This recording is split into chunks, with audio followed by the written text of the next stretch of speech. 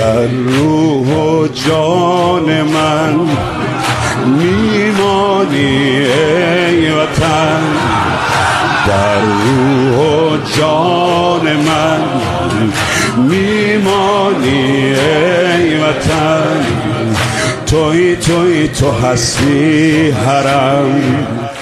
من الهام شهباز نژاد هستم از قطب. وطن من ایران گهواره حوادث تاریخی فراوانی بوده و مصیبت‌های زیادی را از سر گذرانده است. امروز برای با شکوه و با عظمت nگه داشتن این مرز و بوم یک دل و یک صدا hastیم. Ben Otur'dan Fərya Zahiri. Memleketin birçok tarihi olayın beşiği oldu ve birçok musibeti yaşadı. Bugün bu sınırı ve toprağı görkem ve görkemli tutmak için sesimiz ve kalbimizle birleştik.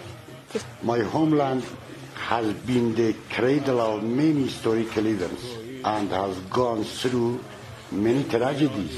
Today, we are united in our voice and heart to keep this border and the land glorious and majestic. أنا في أعماق وطني محو أحداث تاريخية عديدة ومر بمعاصٍ كثيرة. اليوم نتحد في صوتنا وقلوبنا للحفاظ على هذه الوطن وعلى هذه الحدود وهذه الأرض العظيمة والمهينة.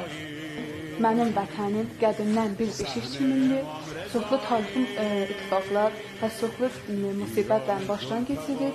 Bu gün bu ülkənin şükuhlu və zəbəti saxlamaq üçün bir səs və bir ürək. Garita Alajan из Армении приехал сюда. Я очень люблю Иран и Париж. Здесь все очень хорошие люди. Мой муж Асадулла Шуджаи живет в Иране, село Рази. Я обожаю вам всех, очень люблю всех. Здесь очень хорошие парни. Rezu Slav ولات من ایورگه ها روداوین ایروکی و کارسات زخت و دلتازین هرشین جهانی بیا دوی قونا و حسیارده ام همی به هبره یک دل و یک دنگ جسر فرازی و هبونا نیشتمانا قیا پیروز بپارزن.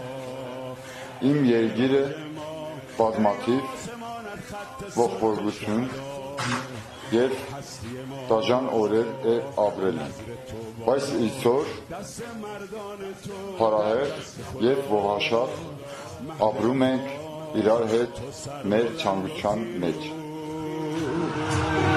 در کل عالم اینی تا وقتی با تو باشم، این غیرت حسینی ای میهن خدایی صحن امام رضا.